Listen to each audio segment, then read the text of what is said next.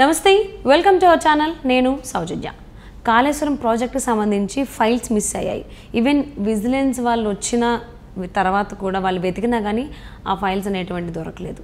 So ఏమైంది ఏంటి ఈ అంశానికి సంబంధించి పూర్తి డీటెయిల్స్ని మనతో పంచుకోవడానికి ఈరోజు మనతో పాటు ఉన్నారు senior journalist, senior political analyst CS Rao garu ఉన్నారు. వారితో మాట్లాడదాం. నమస్తే అండి. నమస్తే సౌజన్య. కాళేశ్వరం ప్రాజెక్ట్స్కి సంబంధించి ఫైల్స్ మిస్ అయ్యాయి. ఈవెన్ విజిలెన్స్ అధికారులు వచ్చి వెతికినా కానీ ఫైల్స్ దొరకలేదు. కాబట్టి కల్వకుంట్ల ఫ్యామిలీ పైన క్రిమినల్ కేసులు నమోదయ్యేటువంటి అవకాశాలు ఉన్నాయనేటువంటి వార్త ఇప్పుడు సోషల్ మీడియాలో హల్చల్ చేస్తుంది. ఇది ఎంతవరకు వాస్తవం, అసలు పూర్తి డీటెయిల్స్ ఏంటి అంటారు? ఒకటి ఏంటంటే కాళేశ్వరం ప్రాజెక్టుకు సంబంధించి మొదటి నుంచి కూడా ఒక వివాదాస్పదమైనటువంటి ప్రాజెక్టుగా మారిపోయింది. ఎప్పుడైతే మేడిగడ్డ పిల్లర్స్ కుంగిపోయాయో ఆ రోజు నుంచి కల్వకుంట్ల ఫ్యామిలీ మీద రకరకాల ఆరోపణలు వస్తున్నాయి. అంతకుముందు కాళేశ్వరం ప్రాజెక్టు మునిగిపోయింది, బాహుబలి మోటార్స్ కూడా మునిగిపోయినాయి. దాని మీద మెగా కృష్ణారెడ్డి రిపేర్ చేసేటువంటి ప్రయత్నం చేస్తున్నారు ఆ మెగా సంస్థ తరఫు నుంచి. ఇవన్నీ కూడా జరుగుతున్నాయి, ఆరోపణలు వినిపిస్తున్నాయి. కానీ అధికారంలో ఉన్నంత వరకు కాళేశ్వరం ప్రాజెక్టు గురించి, కాళేశ్వరం ప్రాజెక్టులోని ఎంక్వైరీకి సంబంధించినటువంటి అంశం మీద అంత సీరియస్గా ఎక్కడ కూడా ముందుకు సాగలేదు. కానీ ఎప్పుడైతే బీఆర్ఎస్ పార్టీ అధికారం కోల్పోయిందో ఆ రోజు నుంచి కాళేశ్వరం ప్రాజెక్టుకు సంబంధించి చాలా రకరకాల స్పెక్యులేషన్స్ వస్తున్నాయి.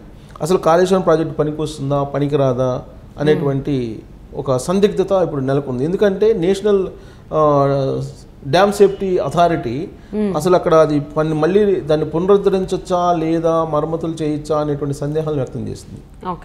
స్టేట్ డ్యామ్ సేఫ్టీ అథారిటీ నుంచి దాదాపు 25 రకాల అంశాలని అడిగితే కేవలం 11 అంశాలని ఇచ్చారు, మిగతా వాళ్ళ అంశాలను ఇవ్వాలి. మొత్తం ఇస్తే కానీ మేము చెప్పలేమని చెప్పి వాళ్ళు చెప్తున్నారు. సో ఈ క్రమంలో అసలు ఆ ప్రాజెక్ట్ని ఏం చేయాలి అనే దాని మీద తర్జన పడుతున్నటువంటి సమయంలో ఆల్ ఆఫ్ సడన్గా తెలంగాణ ప్రభుత్వం విజిలెన్స్ దాడులు చేసింది నీటిపారుదల శాఖ కార్యాలయాల మీద. తెలంగాణ ప్రభుత్వం, తెలంగాణ విజిలెన్స్ విభాగం మొత్తం కూడా కాళేశ్వరం ప్రాజెక్టు సంబంధించి సుందెళ్ళు కానీ, లేదంటే అన్నారం కానీ, మొత్తం మేడిగడ్డ కానీ ఈ ప్రాజెక్టులకు సంబంధించినటువంటి కార్యాలయాలు ఏవైతే ఉన్నాయో ఆ కార్యాలయాలకు మొత్తం మీద విజిలెన్స్ దాడులు నిర్వహించింది. అలాగే ఇక్కడ కూడా ఈ నీటిపారుదల శాఖ హైదరాబాద్లో ఉన్నటువంటి ప్రధాన కార్యాలయంలో కూడా దాడులు చేసింది. దాడులు చేసి అనేక రకాల ఫైల్స్ని స్వాధీనం చేసుకుంది. అయితే చాలా ఫైల్స్ మిస్ అయిపోయాయి అనేది వినిపిస్తుంది. ఆల్రెడీ ఇప్పుడు తెలంగాణలో బీఆర్ఎస్ ప్రభుత్వం పడిపోయిన తర్వాత డిసెంబర్ 3వ తారీఖున రిజల్ట్ వచ్చింది. డిసెంబర్ 7వ తారీఖున రేవంత్ రెడ్డి ప్రమాణ స్వీకారం చేశారు. డిసెంబర్ 3 నుంచి ఫలితాలు వచ్చినటువంటి రోజు నుంచి మళ్ళా డిసెంబర్ 7 రేవంత్ రెడ్డి ప్రమాణ స్వీకారం చేసేంత వరకు ఆ మధ్యలో జరిగినటువంటి 1 వీక్లో అనేక కార్యాలయాలు ఫైళ్లు మాయమైపోవటం, అర్ధరాత్రి పూట ఆఫీసులకు వచ్చి ఆ ఫైల్ తీసుకెళ్ళటం, కొన్నిటినేమో ఫైర్ యాక్సిడెంట్ అవడం, కొన్ని ఫైల్స్ తగలబెట్టడం, కొన్ని ఫైల్స్లు చించేయటం, కొన్ని పెన్ డ్రైవ్లు తీసుకెళ్ళిపోవటం సచివాలయం నుంచి, మరికొన్ని డివైజులను తీసుకెళ్ళిపోవటం, మళ్ళీ హార్డ్ డిస్క్లను తీసుకెళ్ళిపోవటం, ఇవన్నీ కూడా జరిగాయి. ఇవన్నీ జరిగిన తర్వాత మీడియాలో న్యూస్ వచ్చిన తర్వాత అప్పుడు ముఖ్యమంత్రి రేవంత్ రెడ్డి ఒక ఆదేశం జారీ చేసి ఫైళ్ళన్నింటినీ కూడా భద్రపరచాలన్నప్పుడు చీఫ్ సెక్రటరీగా ఉన్నటువంటి శాంతికుమారి ఒక సర్క్యులర్ విడుదల చేశారు.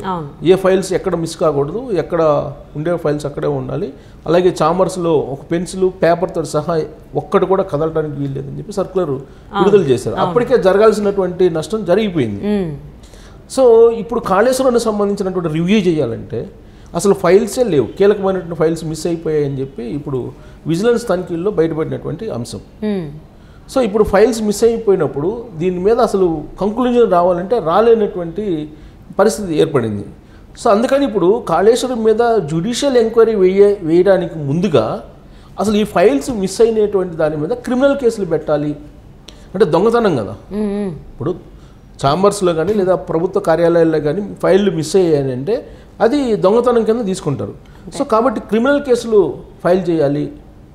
ఎవరెవరు ఫైల్స్ని మిస్ చేశారు, ఎందుకు మిస్ చేశారు, ఫైల్స్ని దొంగతనం చేసినటువంటి వాళ్ళ వెనక ఎవరున్నారు, వీటన్నిటి మీద ఎంక్వైరీ పెట్టడానికి ఒక క్రిమినల్ కేసులు పెట్టాలి అని చెప్పి కల్వకుంట్ల ఫ్యామిలీ మీద ఒక క్రిమినల్ కేసులు పెట్టేటువంటి ప్రయత్నం ఇప్పుడు కాంగ్రెస్ ప్రభుత్వం ఆలోచిస్తుంది అని చెప్పి సచివాలయ వర్గాల్లో జరుగుతున్నటువంటి ఒక చర్చ.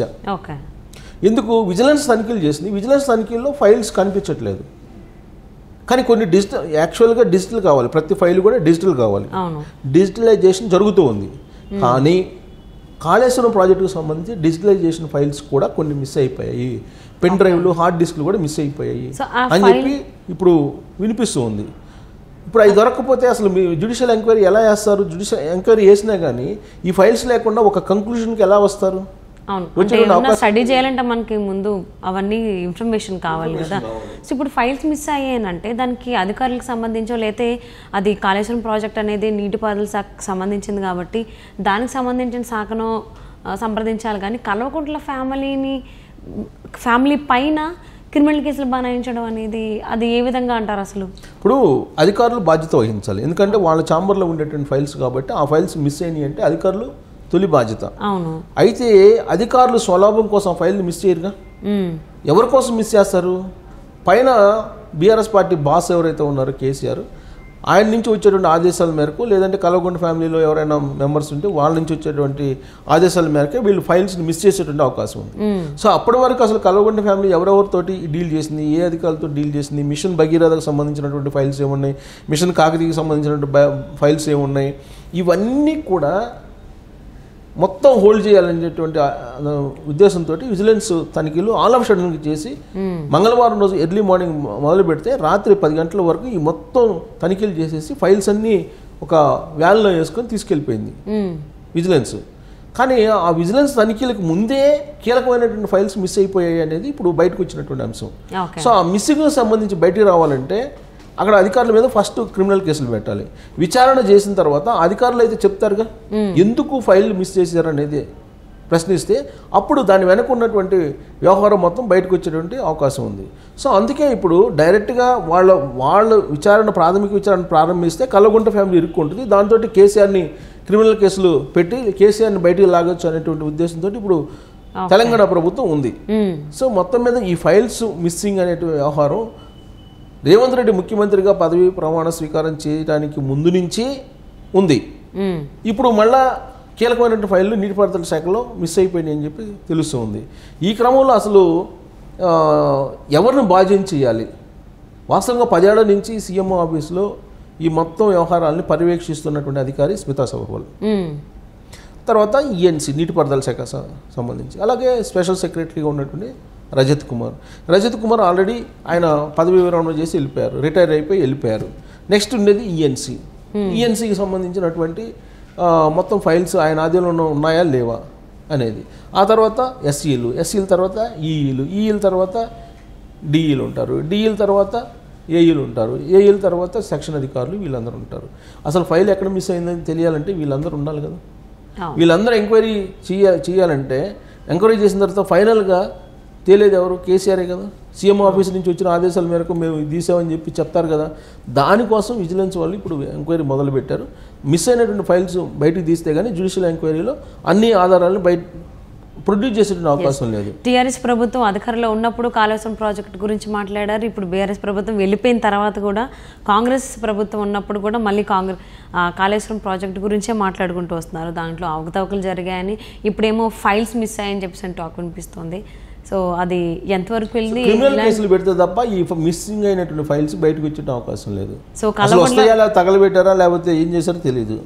సో ఆధారాలు అయితే ఫైల్స్ అవే ఆధారాలు కాబట్టి వాటిని లేకుండా చేశారు కాబట్టి ఫైనల్లీ చేసింది కల్వకుంట్ల ఫ్యామిలీ అని చెప్పేసి అని వాళ్ళ మీద క్రిమినల్ కేసులు బనాయించడానికి ప్రిపేర్ అవుతున్నారు అనగా టాక్ వినిపిస్తుంది. చూద్దాం ఎంతవరకు చేస్తారు, క్రిమినల్ కేసులు బనాయించేలాగా చేసుకుంటారా, వీళ్ళు చేస్తారా ఏంటి అనేది. Thank you so much for spending your valuable time with CS రావు గారు. Thank you.